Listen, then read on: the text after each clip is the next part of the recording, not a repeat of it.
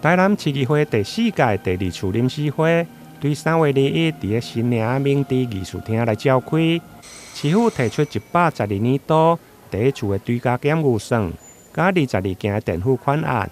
其中2024台湾灯会，市府嘛编列了5亿1000多万，因为经费庞大，议员呼吁，伫个经济效益的考量，希望袂去排挤着社会福利。咱市民会当赚偌济钱，会当带动偌济观光，互台南全国百姓会当捌咱台南市。我想台南市应该大家拢捌足济啦吼。上吊是安尼开遐济，可是咱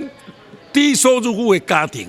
食袂饱，至目前60块啦。你甲小吃20块，那我们建议说调到70块，拢总加135万。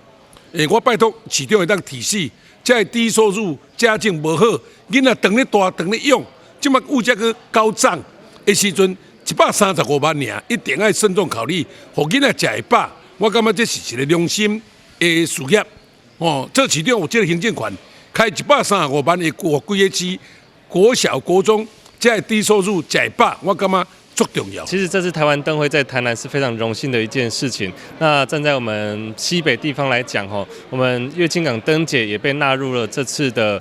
串联的计划之一。然后不过在经费上面看来，在整个台湾灯会的经费是没有包含到月津港灯节，甚至台湾灯会的整体的经费，光表演部分表演烟火部分就整整是月津港灯节的 N 倍了多倍数了所以我在这次议会要求，我们台南市政府针对在串联的部分，希望能够